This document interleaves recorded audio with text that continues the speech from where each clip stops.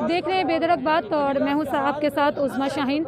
इस वक्त यहाँ पे अभी पप्पू यादव आए हुए थे, जिन्होंने अभी जितने भी बिहार में क्राइम रेट जो बढ़ गया है उसको लेकर के यहाँ पर अभी उन्होंने भाषण दिया था। जैसे अभी 2-3 दिन पहले की घटना है, बाकरगंज में व्यवसायी जो ज्वेलर्स शॉप है उसमें 14 करोड़ की लूट हुई थी। और जो बिहार में जो है शराबबंदी को लेकर के जहरीली शराब से जो मौतें हो रही हैं, जितनी भी चीज़ें हैं इन सब मुद्दों को लेकर के आज जो है यहाँ पर पप्पू यादव भाषण दे रहे हैं। तो हम सीधा जुड़ेंगे। यहाँ पे एक महिला है, आप लोगों जी रानी चौबे जी, मुझे सबसे पहले मेरा सवाल एक से ये है कि यहाँ पे अभी वार्ड सचिव के लोग भी आए थे आप लोगों से मिलने, लेकिन प्रशासन की तरफ से जो है उन लोगों को भगा दिया गया।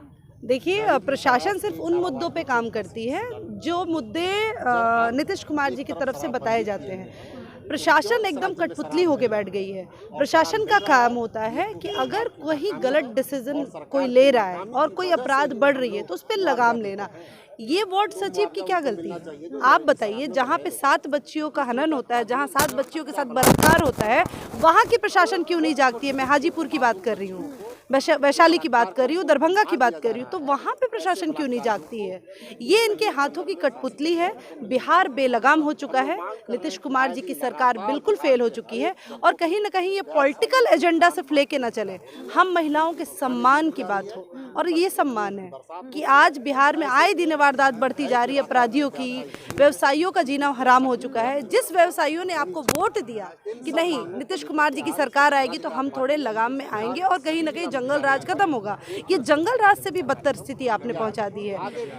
जिस बच्ची का बलात्कार होता है, आज तो 8 साल 10 साल 12 साल की बच्चियों को भी छोड़ नहीं रहा है बिहार, तो ये है अपराधी।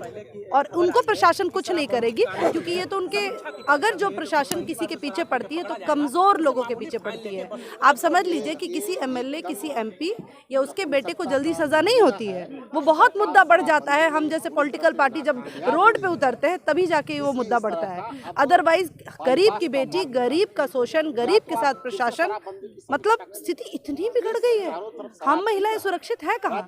आप एक महिला रिपोर्टर हैं, आप ही मुझे बताइए, क्या आज स्थिति ये है कि आप तो पूरा मूव कर रही हैं, क्या उन बच्चियों के साथ बलात्कार होता है, आप वहां जाती हैं तो एक दर्द नहीं आता है?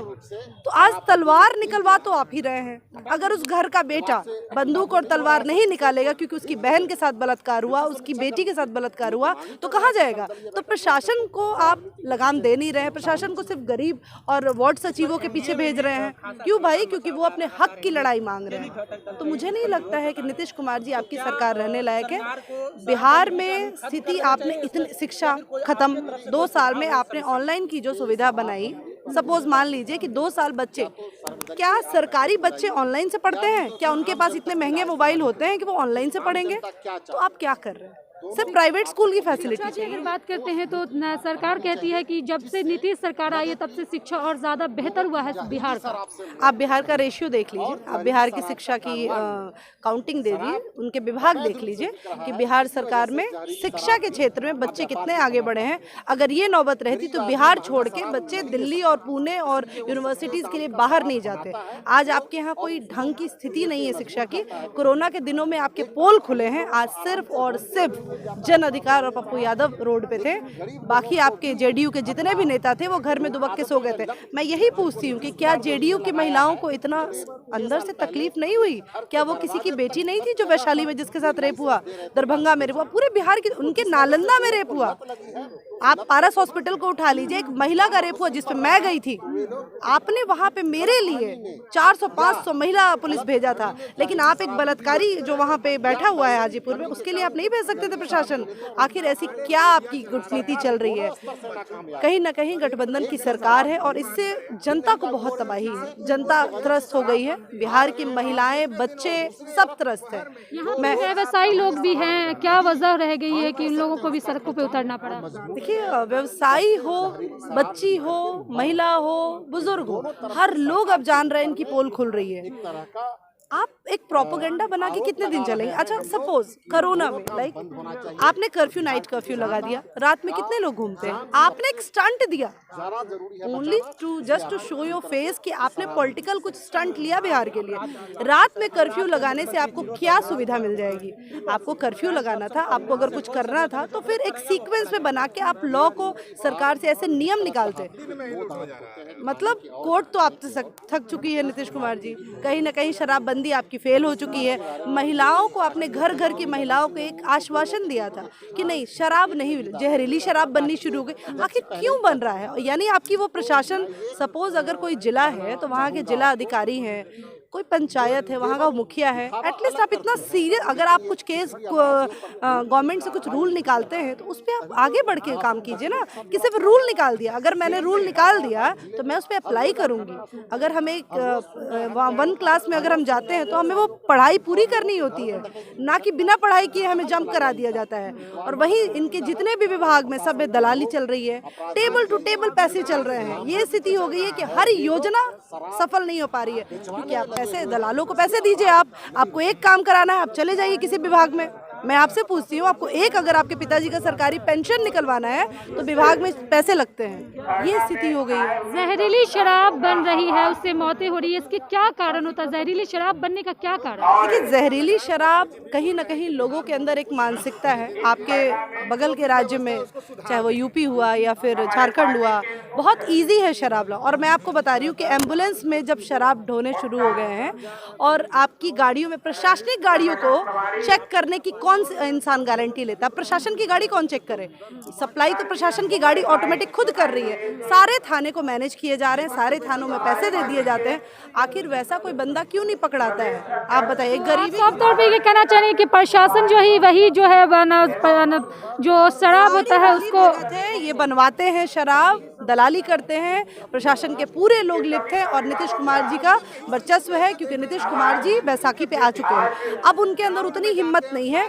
हम चाहते हैं, तमाम महिलाएं चाहते हैं कि बिहार का चीफ मिनिस्टर बदले और एक बदलाव आए, एक बदलाव की लहर आए। अगर आपने शुरू के दिनों में आप कहते हैं कि बदलाव लाए थे तो ये बदलाव है। आज ये जो आप लोग धरना दे रही हैं, क्या इससे बदलाव आएगा?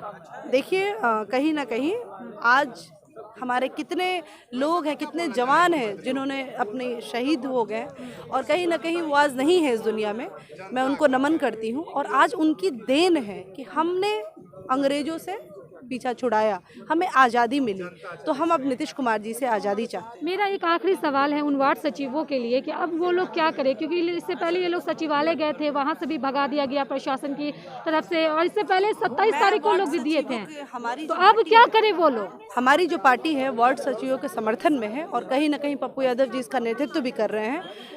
आने वाले समय में राज्यसभा से लेके गवर्नर हाउस सब जगह हमने, अगर हम लास्ट तक लगे रहेंगे और हमें अगर जान की आहुति भी देनी पड़ी उनके लिए तो हम खड़े हैं। क्योंकि जब हम धरना पे बैठ गए हैं तो हमें डर तो नहीं है किसी भी चीज़ का कि यहाँ पे आग बरसेगा, कि पानी बरसेगा, कि आपकी प्रशासन हमें हथकड़ियाँ लगा के ले जाएगी। तो हम उनके साथ हैं और मैं उनको ये मैसेज दूंगी आपके थ्रू, आपके चैनल के थ्रू, कि कहीं ना कहीं आप अपने जज्बे को कायम रखें। जन अधिकार की ये लड़ाई हो चुकी है, पूरे बिहार की ये लड़ाई हो चुकी है और अगर नीतीश कुमार जी ने उन्हें न्याय नहीं दिया तो मैं कहती हूँ कि आप डटे रहिए, एक ना एक दिन आपको समय आएगा और आपको न्याय मिलेगा। क्योंकि आप किसी भी चीज़ की जब जिद करते हैं तो आपको मुकाम मिलता है, बस तो जिद पूरी होनी चाहिए। तो हमारे साथ जो इस वक्त है ना रानी चौबे जी थी और उनका साफ तौर पे कहना है कि बिहार में जो है क्राइम रेट बहुत ज़्यादा बढ़ गया है। प्रशासन हो या सरकार पूरी तरीके से ध्वस्त हो चुकी है, पूरी तरीके से फेल हो चुकी है हर चीज़ में, खासकर क्राइम में, जिसको लेकर के आज जो है जन अधिकार पार्टी की तरफ से यहाँ पर एक धरना दे दिया गया था जिसमें व्यवसायी हो, शराबबंदी हो, बलात्कार हो, जितने भी बिहार में क्राइम के लोगों का मुद्दा है उन सभी चीज़ों को यहाँ पर रखा गया था। साथ में यहाँ पे आज वार्ड सचिव के लोग भी आए हुए थे, उन पप्पू यादव से उनको मिलना था, लेकिन जो है उनकी तरफ से, उससे पहले ही प्रशासन की तरफ से उन लोगों को भगा दिया गया। तो ऐसे ही तमाम अपडेट्स खबरों के लिए बने रहे हमारे साथ और देखते रहे हमारे चैनल बेधड़क बात।